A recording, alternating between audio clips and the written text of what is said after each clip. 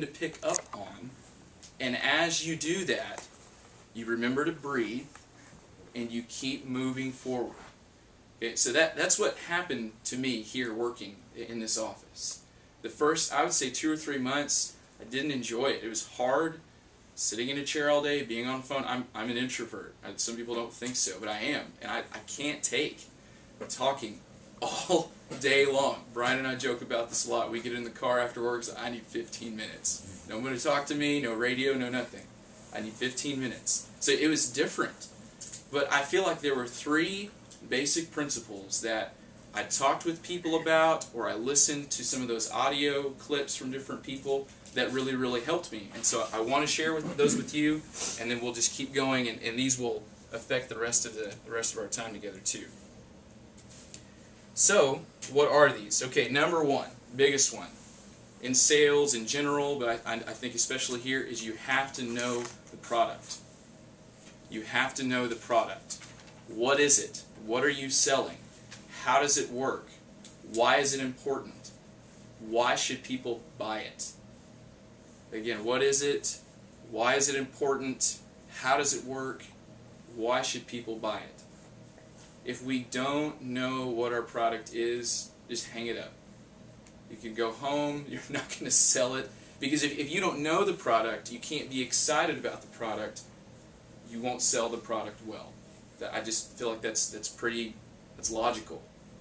Okay? So know your product. The second one, I really like this. Close early and close often. Okay? Close early and close often. I've had a couple of nicknames thrown at me because I'm so fast. I don't really feel like that's anything just that I do, but I go into the call, and that's when things really started to click for me. I guess after the first 3 or 4 months that I was working here, I got to know the product really well, and as I got into the call, I started to go for the close. Because at first it was just like an informative time on the phone with people. It's kind of like I was a computer. If you've got a question, push this button and I'll give you this answer. But then I started asking for the sale, started closing, and people started buying. So close early, close often, and I think on average I may ask for the close 3 to 4 times. I may ask for the sale and close 3 to 4 times each call. So just because you do it once early, don't give up. Keep pushing, keep closing, keep offering that, keep going with it. And I feel like the last one, the third one that was really important for me was know your prospect. Know your prospect. Who are they? Where are they from? What are their needs? Now this is a little different because of the nature of our work. We're not face-to-face. We've got people calling all over the country. You have people calling about their electric bill. You have people calling about their rented movie. They want to know where it is. I'll tell you that story later. So it's different.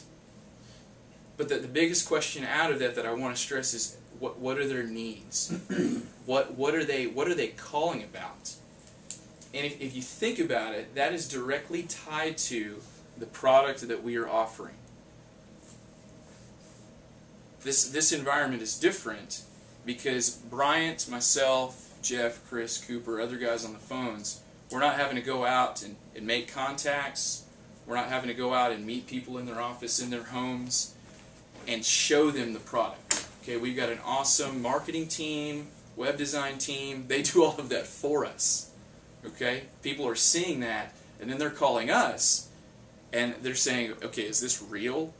And we've got to convince them, yeah, this is legitimate. Okay? So we already know what their needs are. If they weren't interested, they wouldn't be calling.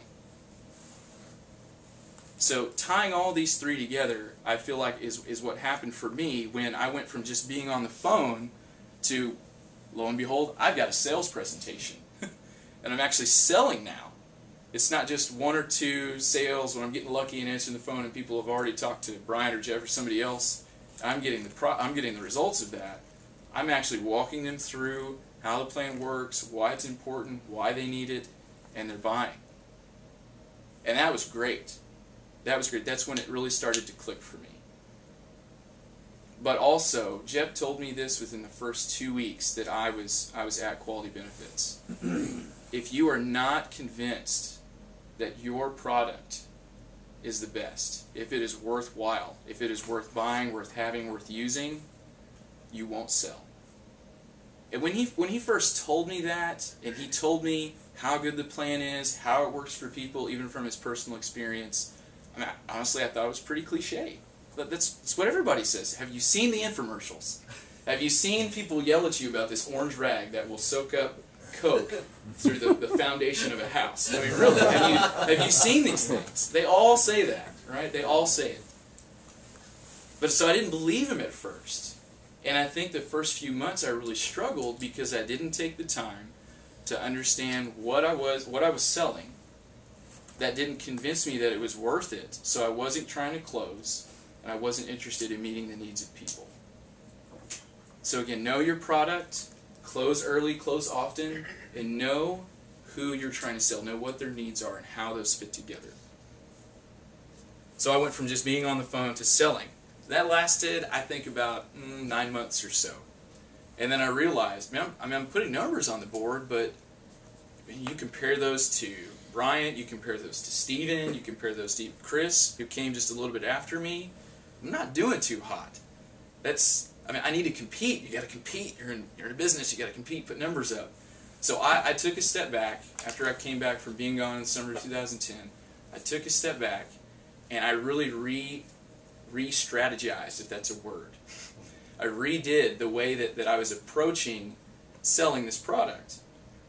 And there was something that kind of came down the pipe from Jeff and Bryant and Jeremy and these other guys, and it was the QBQ, the question behind the question. Now, I'm not going to go into that. Most of you are familiar with that. If you've been around or involved with Hope, I know you guys use that there too. But I don't want to apply that in general, the way that they do a lot just in communication and relationships. But I want to talk about how the way that I approach calls now, how that has really affected my thinking with you all. So what I'm trying to do each call is, obviously you have your three portions of the call, especially if it goes the way you want it to. You have your introduction, where you're talking to the person, you're getting general information, or they may just ask you, tell me about your plan. You go right into it. Okay? Introduction, then you have your presentation where you're giving specific information about the plan. They're asking questions, you're kind of going back and forth. And then you get to that point where it's, all right, they either buy or they don't. So we get there. If they don't buy, my goal is I'm off the phone. I'm done. Especially with the system that we have in place now, because I can get off the call and I can get on another call with someone who is another potential buyer, potential customer, right? But if they're giving evidence that they want to buy, I'm going to stay and I'm going to continue to close. I'm going to continue to ask questions. But then even once they buy, my goal is to get off the phone with them. Now, I preface this with, I'm not saying we are short with people, we're rude, we don't do those things here. But I'm going to give them the necessary information that they need once they buy or once they decide they're not going to buy. And I'm done. I'm off the phone. Because we have the system to where the number of calls that you take, the more calls you take, the more you can sell, the more revenue you can bring into the office. So what is my goal? What is my goal with, and I encourage you to ask yourself that question too, and we'll come back to that. What is your main goal with each sales call? I described it like this. My goal, I'm attempting to consistently communicate the necessary information to move someone along in the sales conversation. I'll say that again. I know it's kind of lengthy. I'm attempting to consistently communicate the necessary information to move someone along in the sales conversation. Now, going back to what I just kind of talked about, you have two results that can happen, right? You can either really present well and they don't buy, or you can really present well and they do buy. Now, what factors into that? Well, I mean, there are a number of variables, but for me, guys, it's come down to those three principles that I talked about earlier, those three basic principles. One of my profs, he shared this in class one day, and I think it applies much more than to just the Christian life, but what is maturity? How would you define that? Someone throw out either some synonyms or just a brief statement. What is maturity? Handling responsibility. Okay, handling responsibility, for sure. Anybody else?